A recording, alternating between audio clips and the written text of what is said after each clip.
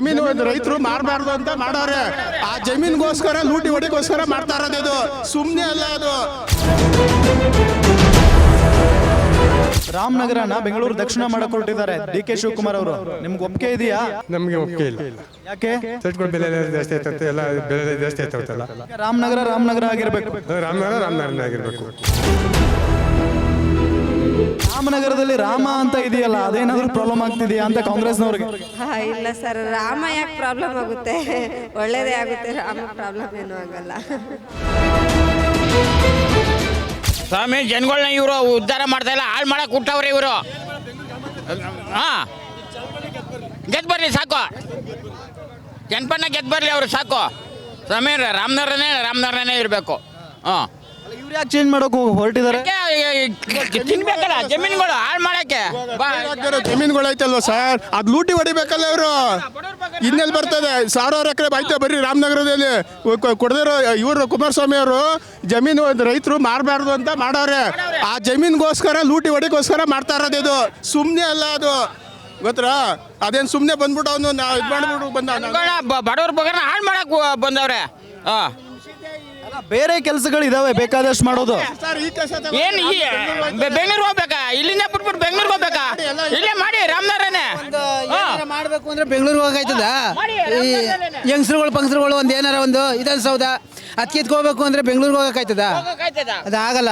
ಸುಮ್ಮನೆ ರಾಜಕೀಯ ಮಾಡ್ತಾ ಇದಾರೆ ಇವರು ಅಂತ. ರಾಜಕೀಯ ಮಾಡ್ತಾವ್ರಿ ಇವರು. ರಾಜಕೀಯ ಮಾಡಕ್ಕೇನೆ ಇವರು ದುಡ್ಡು ಹಂಗಮ್ಮಿ ಹೊಡ್ಕೊಂಡು ತಿನ್ನಕ್ಕೆ, ಬಡವ್ರ ಬಗ್ಗೆ ಹಾಳು ಮಾಡಕ್ಕೆ ಇವರು. 1 ಕೋಟಿ ರೂಪಾಯಿ ಜಮೀನು 10 ಕೋಟಿ ಮಾರ್ಬೇಕು ಅವರು.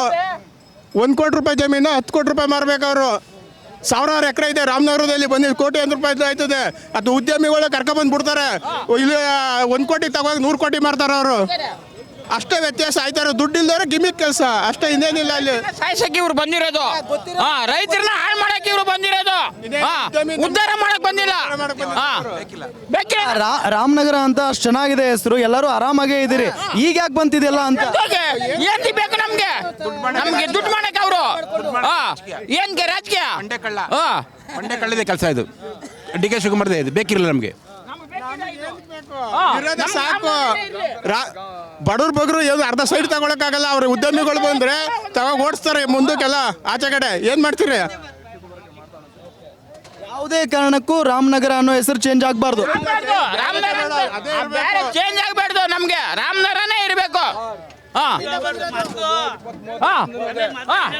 ಇವತ್ತು ಇದೆ ಬಡವ್ರ ಬಗ್ರು ಹಾಳಾಗೋಯ್ತವ್ರೆ. ಅವರಿಂದನೇ ₹1 ಜಮೀನು ಮಾರ್ಕೊಂಡು ಭಿಕ್ಷೆ ಬೇಡ್ಕೊಂಡು, ಇಲ್ಲ ಅನ್ನ ಭಿಕ್ಷೆ ಬೇಡ್ಕೊಂಡು ಅನ್ನ ತಿನ್ನಕತ್ತದ. ಏನೋ ಒಂದಿಷ್ಟು ಜಮೀನು ಇರೋದಕ್ಕೆ ಏನೋ ಒಂದಿಷ್ಟು ಅನ್ನ ತಿಂತ ಇದ್ದೀವಿ, ಅದು ಹಾಳು ಮಾಡಕ್ಕೆ ಮಾಡ್ತಾವ್ರಲ್ಲ. ಏನ್ ಮಾಡಿದ್ದಾರೆ? ಒಬ್ರು ಬಡವರು ಜಮೀನ್ ಮಾರಬಾರ್ದು ಅಂತ ಅದನ್ನ ನಿಲ್ಸಿ ತಡಗ್ನೆ ಮಾಡಿ ನಿಲ್ಸವ್ರೆ. ಇವಾಗ ಅದನ್ನ ಏನ್ ಮಾಡ್ತಾವ್ರೆ? ಅದನ್ನ ಲೂಟಿ ಹೊಡಿಕ್ ಬರ್ತಾವ್ರೆ ಇವರು. ಸಾವಿರಾರು ಎಕರೆನ ಇವಾಗ ಅವ್ರ ಹತ್ರ 1 ಕೋಟಿ ಗಿಟ್ಟಿ ತಗೊಳ್ಳೋದು. ಬೇರೆ ಉದ್ಯಮಿಗಳಿಗೆ 10 ಕೋಟಿ 20 ಕೋಟಿಗೆ ಮಾರೋದು. ಎಷ್ಟು ಸಾವಿರಾರು ಕೋಟಿ ಎಷ್ಟು ದುಡ್ಡು ಬರ್ತದೆ ಸರ್ ಅದು. ಅಷ್ಟೇ ವ್ಯತ್ಯಾಸ. ಇನ್ನೇನು ಮಾಡಕ್ಕೆ ಅವರು ನಮ್ಮನ್ನ ಉದ್ಧಾರ ಮಾಡಕ್ ಬರ್ತಾ ಇಲ್ಲ, ಹಾಳು ಮಾಡಕ್ಕೆ ಬರ್ತಾ ಇರೋದು ಅವರು. ರಾಮನಗರನೇ ಇರ್ಬೇಕು ಸರ್. ಯಾವುದೇ ಕಾರಣಕ್ಕೂ ಮಾಡ್ತೀವಿ, ಹೋರಾಟ ಮಾಡ್ತೀವಿ. ರಾಮನಗರನೇ ಸ್ಟ್ರೈಕ್ ಮಾಡ್ತೀವಿ ನಾವು. ಎಣ್ಣೆ ಹೊಡೆಯೋರು ಏನು ಮಾಡ್ತಾರೆ? ಈಗ ಎಣ್ಣೆ ರೇಟ್ ಜಾಸ್ತಿ ಮಾಡಿದ್ದಾರೆ. ಆ ಎಣ್ಣೆ ರೇಟ್ ಜಾಸ್ತಿ ಮಾಡಿದಾಗ ಗೃಹಲಕ್ಷ್ಮಿ ದುಡ್ಡು ಎಲ್ಲಿಂದ ಕೊಡ್ತಾರೆ? ಇವ್ರ ಹತ್ರ ಕಿತ್ತು ಇವ್ರಿಗೆ ಕೊಡ್ತಾರೆ. ಇನ್ನೆಲ್ಲ ಬರ್ತದೆ? ಅವನಲ್ಲಿ ಉಂಡ್ರು ಅಷ್ಟೇ, ಅಪ್ನಲ್ಲಿ ಉಂಡ್ರಲ್ಲೂ ಅಷ್ಟೇ. ಈ ಗಂಡ ಹತ್ರ ಕಿತ್ತೋದು ಎಂಡ್ರು ಕೊಡೋದು. ಇನ್ನೇನು ಈ ಸರ್ಕಾರದ್ದು ಅಷ್ಟೇ ನಡೀತಾ ಇರೋದು. ಈಗ ಇದಾವೆ ಇಷ್ಟೆಲ್ಲ ಲೋಪದೋಷಗಳು ಇದ್ರ ನಡುವೆ ರಾಮನಗರ ಜಿಲ್ಲೆ ಕುಮಾರಣ್ಣ ರೈತರು ಒಳ್ಳೇದಾಗಲಿ. ಈಗ ನಾವು ಹೋಗಿ ಬೆಂಗಳೂರು ಗ್ರಾಮಾಂತರ ಆಯಿತು, ನಾವೆಲ್ಲ ಹೋಗಿ ಇಲ್ಲಿಂದ ಬೆಂಗಳೂರಿಗೆ ಹೋಗ್ಬೇಕು ಅಂದರೆ ಆ ಟ್ರಾಫಿಕಲ್ಲಿ ಹೋಗಿ ಒಳಗಡೆ ಹೋಗಿ ಏನೋ ಒಂದು ಸೈನು ಒಂದು DC ಹತ್ರ ಹೋಗ್ಬೇಕು ಅಂದರೆ ಒಂದಿನೆಲ್ಲ ಹೋಗ್ಬೇಕಾಯ್ತು ರೈತರು. ನಾವೇನೋ 2 ವೀಲರ್ ಅದೇ ಇಲ್ಲ ಒಂದು ಬೈಕ್ ಫೆಸಿಲಿಟಿ ಇರೋದ್ರಿಂದ ನಾವು ಹೋಗ್ತೀವಿ, ಮಾಡಿಸ್ಕೊಬರ್ತೀವಿ. ಆದರೆ ವಯಸ್ಸಾದವರು ಈಗ ತಾತ ಮಾತಾಡಿದ್ರು, ಅವ್ರು ಎಂದ್ರೊಳಗೆ ಹೋಗ್ತಾರೆ, ಬಸ್ಸಲ್ಲೇ ಹೋಗ್ಬೇಕು. ಹೋದರೆ ಒಂದು ಮಧ್ಯಾಹ್ನ ಆಯ್ತದೋ, ಅಲ್ಲಿ ಹೋಗ್ಬೇಕಾದ್ರೆ ಅಧಿಕಾರಿ ಸಿಗಲ್ಲ. ರಾಮನಗರ ಜಿಲ್ಲೆ ಇರೋದ್ರಿಂದ ಹೋಯ್ತಾರೆ 60 ಕಿಲೋಮೀಟ್ರ್ 1 ಅವರ್ ಇಲ್ಲ. ಯಾವ ಟ್ರಾಫಿಕ್ ಇರಲ್ಲ, 1 ಅವರ್ ಹೋಯ್ತಾರೆ, ರಿಟರ್ನ್ 1 ಅವರ್ ಬರ್ತಾರೆ. ಟೈಮ್ ಅಡ್ಜಸ್ಟ್ ಆಯ್ತದೆ. ರಾಮನಗರ ಜಿಲ್ಲೆ ಇರೋದ್ರಿಂದ ಉತ್ತಮ. ಯಾಕೆ ಈ ಯೋಚನೆ ಬಂತು ಡಿ ಕೆ ಶಿವಕುಮಾರ್ಗಂತ? ಸರ್ ಈಗ ಏನಿದೆ ಅಂದರೆ ಬೆಂಗಳೂರು ಇದು ದಕ್ಷಿಣ ಮಾಡ್ತೀನಿ ಅಂತಂದರೆ ಬೆಂಗಳೂರು ಡಿಸ್ಟಿಕ್ ಅಂತ ಮಾಡ್ತಾ ಇದ್ದಾರಲ್ಲ, ಈ ಬೆಂಗಳೂರು ಡಿಸ್ಟಿಕ್ ಇರೋದ್ರಿಂದ ಕಮರ್ಷಿಯಲ್ ಕಮರ್ಷಿಯಲ್ಲು ಜಾಗ ಇದೆ. ಆ ಜಾಗಗಳನ್ನೆಲ್ಲ ಈಗ ಒಂದು ಫ್ಯಾಕ್ಟ್ರಿ ಲೈನ್ ತಗೊಬರ್ತಾರೆ ಅದು ಕಡೆಗೆ. ಈಗ ರೈತರ ಹತ್ರ 20 ಲಕ್ಷ ತಂಗೆ ಉಟ್ಕೊಂಡು ಕೋಟ್ಯಾಂತರ ರೂಪಾಯಿ ಮಾರ್ತಾರೆ, ಬೆನಿಫಿಟ್ ಅವ್ರಿಗೆ. ಅದೇ ಈಗ 20 ಲಕ್ಷಕ್ಕೆ ತಗೊಂಡು 1 ಕೋಟಿ 2 ಕೋಟಿಗೆ ಮಾರೋದು ರಿಯಲ್ ಎಸ್ಟೇಟ್ ಬಿಸ್ನೆಸ್ಸು. ಇನ್ನೇನಿದೆ? ಇನ್ನೇನೂ ಇಲ್ಲ ಸರ್. ಅವರು ಸ್ವಾರ್ಥಕ್ಕಾಗಿ ಮಾಡ್ಕೊಳ್ತಿದ್ದಾರೆ ಅಂತ ಮಾಡ್ಕೋತಾ ಇದ್ದಾರೆ. ಈಗ ರೈತರು ನಮ್ಗೇನು ಮಾಡ್ತಾ ಇಲ್ಲ, ರೈತರಿಗೆ 1 ರೂಪಾಯಿದು ಮಾಡಿಲ್ಲ ಅವರು. ಹಾಂ, ಸಾಲಕ್ಕೇನಪ್ಪ ಇಲ್ಲಿಂದ ನಾವು ಬೆಂಗಳೂರಿಗೆ ಹೋಗಕ್ಕಾಯ್ತದ? ಬಡವ್ರು ಬಗ್ರು ಒಬ್ಬ ಮುತ್ತುಗರು ಹೋಗಿ ಬರ್ಬೇಕಾದ್ರೆ ಒಂದು ದಿವಸ ಅಲ್ಲಿ ಗೊತ್ತಾ ಅಲ್ಲಿ ಹೋಗಕ್ಕಾಯ್ತದ? ಅದಕ್ಕೋಸ್ಕರ ರಾಮನಗರ ಜಿಲ್ಲೆ ಮಾಡಿ ಅಂತ ಕೇಳ್ಕೊತಾ ಇದ್ದೀವಿ ಅಷ್ಟೇ. ವಿದ್ಯಾವಂತರು ಈಗ ನಾವೇ ಜಮೀನು ರೆಡಿ ಮಾಡ್ಸ್ಕೊಳಕ್ಕಾಗಿಲ್ಲ, ನಮ್ಮ ಪರಿಸ್ಥಿತಿ ಹಂಗಿದೆ.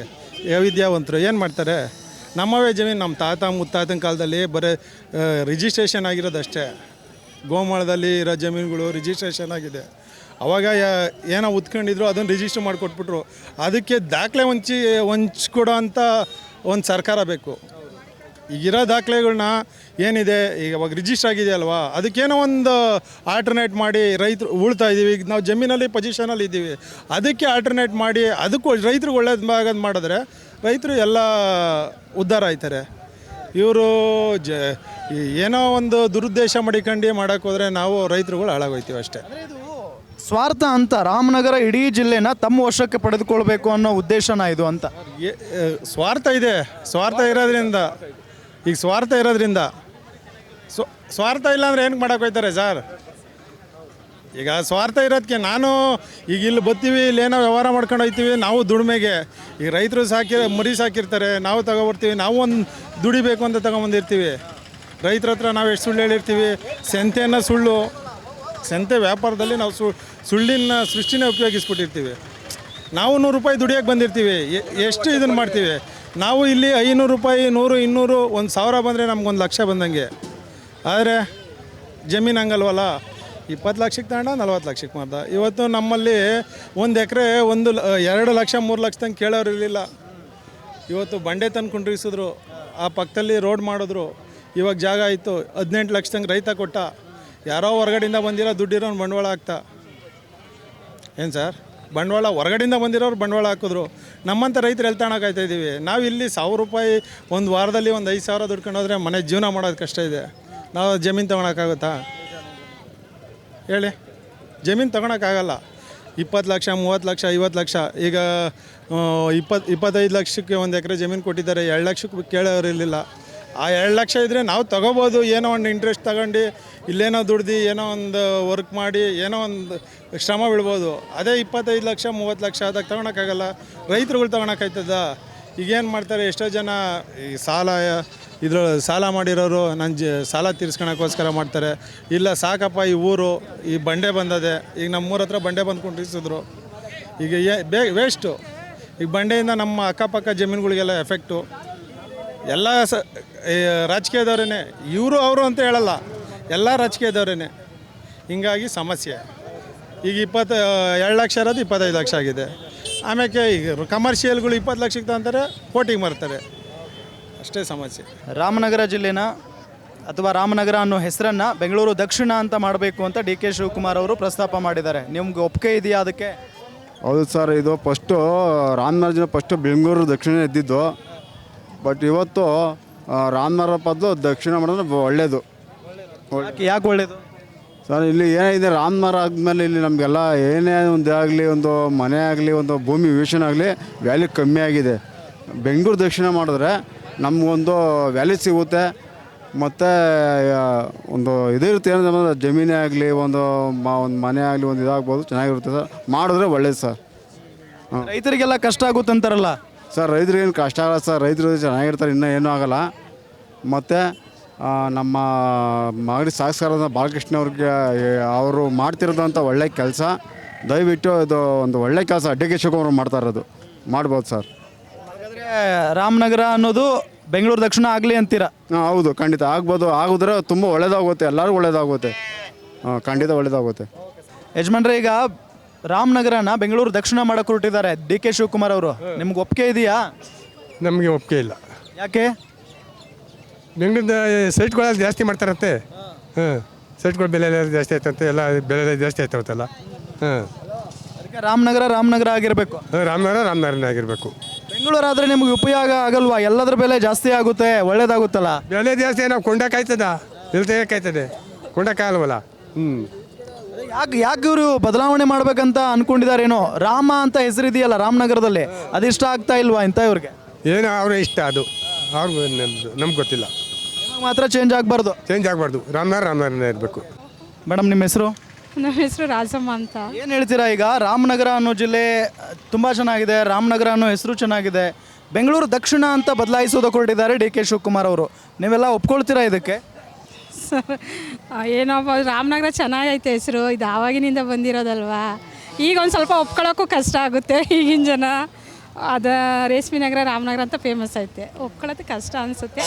ಅದು ಇವರು ರಾಜಕಾರಣಿಗಳು ಈ ರೀತಿಯಾಗಿ ಯೋಚನೆ ಮಾಡ್ತಿದ್ದಾರೆ ಅಂತ ಗೊತ್ತಿಲ್ಲ ಸರ್, ಅವರು ಅದೇ ಗೊತ್ತಾಗ್ತಾ ಅಂತ ರಾಮನಗರ ಇದೇ ಚೆನ್ನಾಗಿದೆ, ಇದನ್ನೇ ಬೆಳೆಸಿ ಉಳಿಸ್ಕೊಂಡು ನಡ್ಸ್ಕೊಂಡು ಹೋಗೋದು ಬಿಟ್ಟು ಅದನ್ನ ಹೆಸರು ಚೇಂಜ್ ಮಾಡಿ ಏನು ಪ್ರಯೋಜನ ಇಲ್ಲ ಸರ್.